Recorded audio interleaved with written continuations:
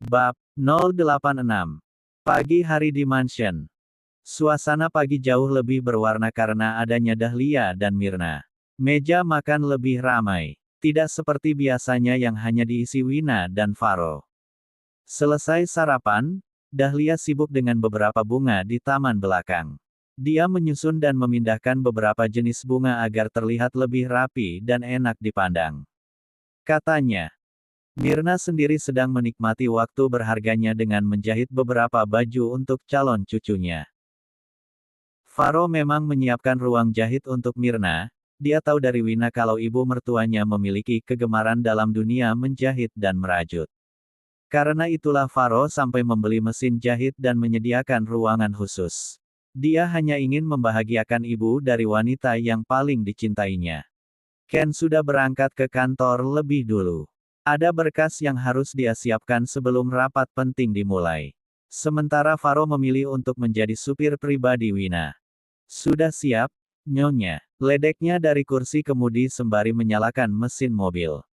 Siap, bos, jawab Wina yang duduk di sampingnya.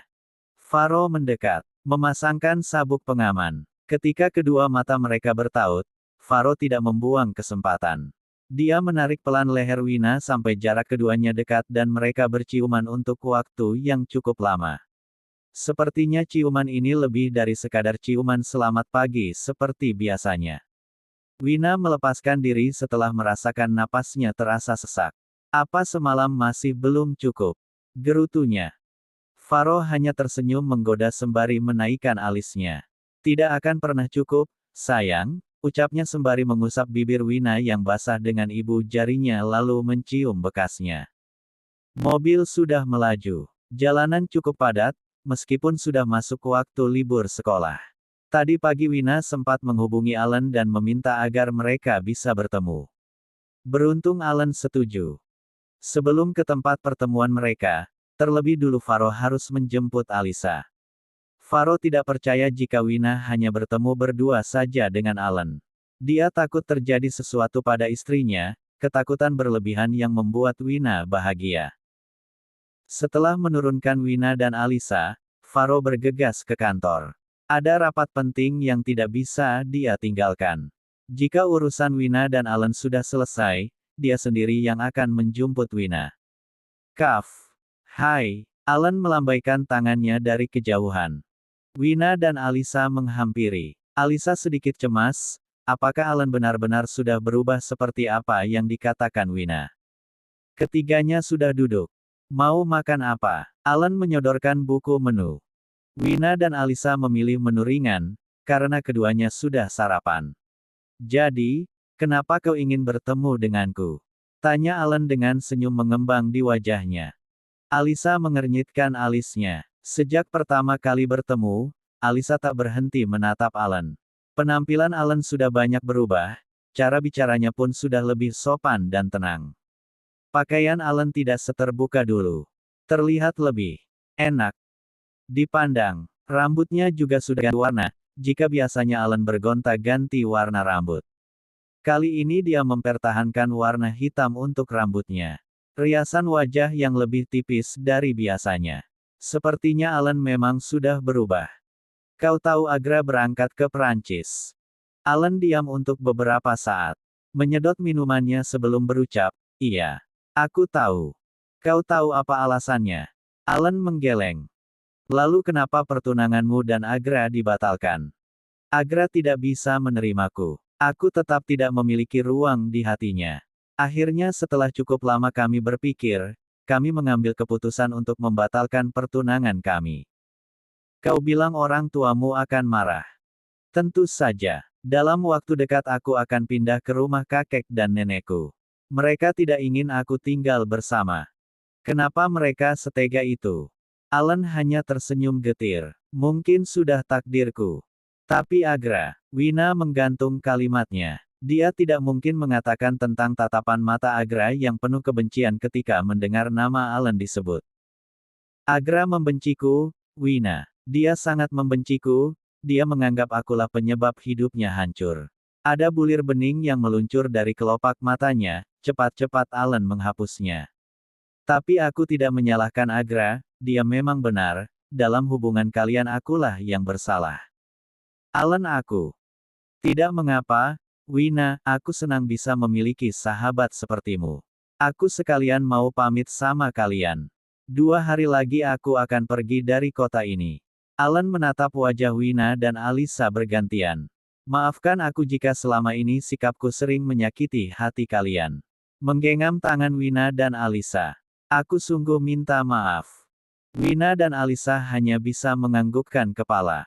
Begitulah pertemuan ketiganya berlangsung. Hari itu Alan sekalian pamit. Mungkin akan sulit bagi mereka bertemu lagi. Sayang, kau di mana? Ketika pulang kerja Faro tidak mendapati Wina di dalam kamar dan tidak terdengar jawaban. Biasanya jika berada di sekitar mansion, Wina akan langsung menjawab dan menghampirinya. Menawarkan mau mandi atau makan lebih dulu. Setelah meletakkan tas dan melepas jasnya, Faro langsung menyusuri mansionnya. Memeriksa satu persatu ruangan. Dari kamar mandi, ruang keluarga, sampai taman belakang. Tempat favorit istrinya semenjak mansion dirubah. Berkat Dahlia pula, taman belakang terasa lebih hidup. Sayang, kau sedang apa? Benar saja Wina ada di taman. Memeluk Wina dari belakang. Melingkarkan kedua tangannya di perut Wina yang sedang berdiri menghadap kolam bunga teratai. Mas sudah pulang. Kok tidak memanggilku? Wina meletakkan buku bacaan di atas meja dan berjalan mendekati kursi panjang. Tadi Mas sudah panggil, tapi istri Mas sepertinya tidak dengar. Ikut duduk di samping Wina. Maaf, Mas. Tersenyum tanpa dosa. Aku buatkan minum dulu, iya. Berniat bangun. Tidak usah, sayang. Tadi Mas sudah minta Bibi Ane untuk membuatnya. Berjongkok lalu mencium perut Wina. Apa kabar jagoan, Ayah? Kabar baik, Ayah, jawab Wina sembari membuat suara selucu mungkin. Seolah mewakili anak yang ada di dalam perutnya. Kapan mau belanja persiapan untuk anak kita, sayang? Usia kehamilanmu sudah masuk 8 bulan, loh. Meraba permukaan perut Wina yang semakin membesar. Jangan sampai nanti terburu-buru. Kalau minta orang lain yang beli, takut tidak sesuai seleramu. Wina diam. Berpikir sejenak. Tidak terasa, yah, Mas. Ternyata sebentar lagi kita akan melihatnya. Putra kita. Meletakkan tangannya di atas tangan Faro. Meskipun harus melalui banyak cobaan, akhirnya kita bisa bersama lagi. Faro mengangguk, tersenyum sambil mendekatkan kepalanya dan mendaratkan ciuman di perut Wina. Tangan Wina langsung berpindah meraba kepala Faro. Ini ayahmu, nak. Kelak ketika besar kau harus menjadi laki-laki yang tangguh seperti ayahmu. Amin. Faro mengaminkan. Duduk lagi. Sini, sayang. Menepuk kedua pahanya. Mas mau aku duduk di situ? Menunjuk.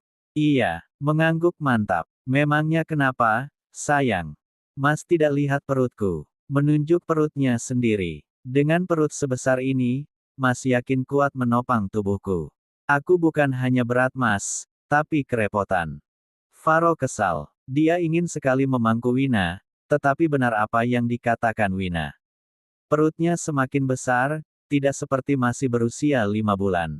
Saat itu Faro kerap kali meminta Wina untuk duduk di pangkuannya. Kalau begitu begini saja. Faro meluruskan kakinya lalu membuka lebar. Sekarang kau duduk di sini. Menepuk ruang kosong di depannya. Di tengah antara kedua kakinya yang terbuka. Wina melenguh panjang. Jika punya keinginan, akal suaminya akan bekerja 2 kali lipat dari biasanya. Ada saja caranya untuk memuaskan keinginannya. Wina tidak bisa menolak, dia sudah duduk di depan Faro. Bersandar di dada bidang suaminya. Jadi kapan mau berangkat belanjanya? Memainkan rambut Wina. Mengepang segala. Mas, kalau ada Ken bagaimana? Tidak ada yang berani masuk ke taman, sayang. Bahkan jika kita melakukan lebih. Wina langsung menggeliat. Tidak, aku tidak akan melakukannya. Tenang kembali. Sekarang saja, deh, Mas. Aku juga bosan di rumah terus. Memutar kepalanya sampai wajah mereka berhadapan. Faro menatap lekat wajah Wina. Kalau kau kelelahan bagaimana? Apa Mas perlu bawa kursi roda? Aku hamil, Mas. Bukan sakit. Astaga, ingat pesan Dokter Amel, Mas. Aku harus banyak bergerak. Supaya persalinannya lancar. Mendengar kata persalinan lancar, Faro tersipu malu. Wajahnya berubah merah mengingat kejadian semalam. Bukankah selain berjalan-jalan, Dokter Amel juga menyarankan hal yang lain? Jemarinya bermain di lengan Wina. Seolah sedang menyusuri tiap inci tubuh istrinya. Jangan lagi deh, Mas. Kan tidak harus setiap hari juga. Faro meraih dagu Wina dan mencium lembut bibirnya. Iya, deh. Kalau begitu yuk kita belanja. Biar nanti Mas yang bawa mobilnya. Memangnya Ken kemana? Suamimu itu, Mas. Bukan Ken. Jadi Mas yang harus mengantarmu. Mengerti. Menyentil dahi Wina. Lalu apa gunanya supir? Wina mengangguk. Tidak mau mendebat suaminya. Jangan bergerak. Diam di tempat, titah Faro membuat kening Wina berkerut. Jika tidak bergerak, bagaimana dia bisa bangun dari kursi? Perlahan Faro menarik tubuhnya dan turun dari kursi. Tiba-tiba Faro berjongkok, memasangkan sandal di kaki Wina. Wina tersenyum malu. Hanya karena ingin memasangkan sandal di kakinya Faro harus susah payah begitu. Sini Mas bantu. Memegang tangan Wina. Faro sangat hati-hati menuntun Wina. Yang hamil siapa, yang repot siapa? Dia lebih parno dari Wina sendiri. Bahkan Faro kerepotan memadu padankan pakaian yang akan dikenakan Wina agar tidak terlihat ngetat dan nyaman. Dalam kondisi perut Wina yang buncit pun, tidak menurunkan sikap posesifnya, malah semakin menjadi-jadi. Mas, sampai kapan kau mau memilih baju? Aku sudah kedinginan. Wina menggerutu. Sudah lebih dari 10 menit Faro memilih pakaian. Sementara dirinya hanya dibalut handuk. Apa kau tidak punya baju yang lebih besar dari ini? Melempar baju yang entah sudah keberapa kali. Ada yang berhambur di atas kasur, beberapa lagi tergeletak di lantai. Teronggok begitu saja seolah tidak berarti. Dan kondisi perut Wina yang semakin besar sedikit menyusahkannya untuk berjongkok dan memungut pakaian yang tercecer. Merebahkan diri karena lelah. Semua baju yang Mas lempar itu sudah besar. Mau sebesar apa lagi? Yang ada nanti aku terlihat seperti ondel-ondel. Tidak peduli. Masih sibuk mengacak-acak lemari. Wanita hamil itu terlihat sangat cantik dan menggemaskan. Mas tidak mau? Yah. Kalau ada yang memperhatikan istri, Mas, ucap Faro sambil membolak-balik sisa gamis yang tergantung di lemari. Kau itu hanya milik Mas. Aku tahu aku milikmu, Mas, tapi mau sampai kapan? Tokonya keburu tutup, nanti milihnya tidak santai. Kalau terburu-buru, kan tidak enak juga. Memiringkan tubuhnya, menarik bantal untuk diletakkan di kaki. Mencari posisi nyaman. Cih. Setelah ini Mas akan meminta Ken untuk mendirikan pusat perbelanjaan khusus untuk perlengkapan bayi.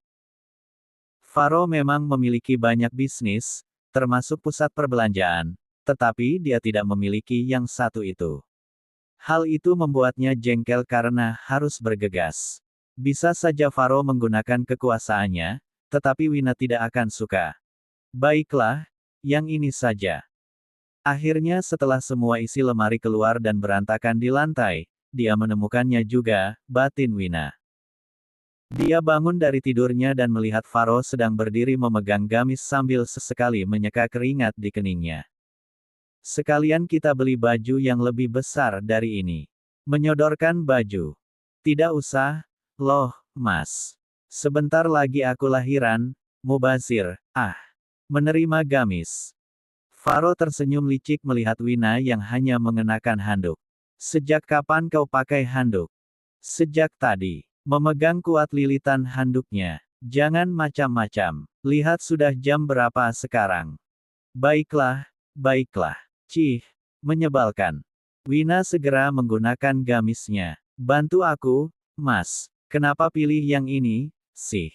Aku tidak suka baju yang ada red sleting belakangnya.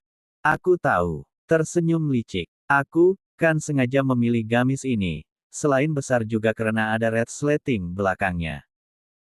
Faro menyibak rambut panjang Wina ke depan. Punggung mulusnya terekspos. Seperti yang pernah dia lakukan dulu. Bibirnya mendekat, mendaratkan beberapa ciuman di punggung istrinya. Bahkan sempat mengecup kasar di tengkuk leher Wina sehingga meninggalkan jejak kepemilikan. Toko perlengkapan bayi. Mas yakin kita belanja sebanyak ini? Wina melongo melihat tumpukan barang di depannya. Tentu saja. Bangga, Mas rasa masih kurang banyak, kapan-kapan kita kembali lagi untuk belanja barang tambahan. Mas, yang benar saja. Ini sudah lebih dari cukup. STTT. Meletakkan jari di bibirnya. Mas akan memberikan yang terbaik untuk putra kita. Ada penekanan suara di akhir kalimat. Oke, itu perintah mutlak yang tidak bisa dibantah. Sejak masuk ke toko Wina hanya berkeliling sebentar, sisanya dia duduk dan Faro yang kesana kemari menunjukkan barang yang dibutuhkan. Wina hanya harus mengganggukan kepala atau menggeleng. Ketika sedang asik memilih, tiba-tiba seorang wanita berwajah cantik dengan rambut pirang mendekati Faro. Pakaiannya masih tergolong sopan, dia mengenakan kemeja lengan panjang berwarna merah muda, dipadu rok sebatas lutut yang tidak memiliki belahan. Sepatu hak tingginya membuat dia terlihat memesona. Riasan di wajahnya juga tergolong ringan, tidak menor. Faro, wanita itu semakin mendekat. Faro, kan? Faro diam, nampak berpikir keras. Mencoba mengingat siapa yang sedang berdiri di depannya. Aku Niki. Masa lupa, sih. Memukul lengan Faro. Adik kelasmu, loh. Sepersekian detik. Setelah berpikir keras. Oh, astaga, Niki. Kamu Niki. Niki yang dulu rambutnya sering dikuncir itu, kan? Yang sering kasih bekal makanan ke aku. Iya, akhirnya kamu ingat juga. Keduanya tertawa riang. Cih, jadi aku sedang melihat romansa masa-masa sekolah. Jadi kalian sedang nostalgia di depanku, begitu. Batin Wina. Ngomong-ngomong sedang apa kamu di sini? Di toko perlengkapan bayi. Niki mengernyitkan alisnya. Yang Niki tahu, Faro hanya memiliki satu saudara perempuan yaitu Namira, anak dari adik ibunya. Lagi pula Mira tinggal di luar negeri. Jadi rasanya sedikit aneh jika dia berada di toko peralatan bayi. Biasa, suami siaga. Kamu sendiri. Niki terkejut mendengar pengakuan Faro tentang suami siaga. Matanya sampai membulat dengan mulut yang sedikit terbuka. Setahu Niki Faro adalah pengusaha terkenal, tidak mungkin pernikahannya tidak terekspos media. Selama ini dia tidak pernah mendengar berita tentang pernikahan Faro. Kecuali itu adalah pernikahan rahasia yang tidak ingin diketahui publik. Aku sedang mencari kado untuk saudaraku yang baru melahirkan. Kau sungguh sudah menikah. Kau sedang bercanda, iya. Mana mungkin kau sudah beristri. Jangan bercanda, memukul lengan Faro. Pukul terus, seharusnya kau memukulnya pakai sandal. Apa gunanya sepatu hak tinggi yang kau gunakan jika bukan untuk memukul laki-laki seperti Faro? Wina membatin sembari memperhatikan Faro yang cengengesan dan Niki yang bertingkah genit. Serius. Malah akan segera menjadi ayah. Niki semakin terkejut. Are you kidding, me? Apa wajahku terlihat bercanda? Niki menelan salivanya. Dia kecewa mendengar Faro sudah menikah. Dari dulu dia pernah sangat menyukai laki-laki angkuh itu, tetapi belum memiliki keberanian dan kesempatan untuk mengutarakannya.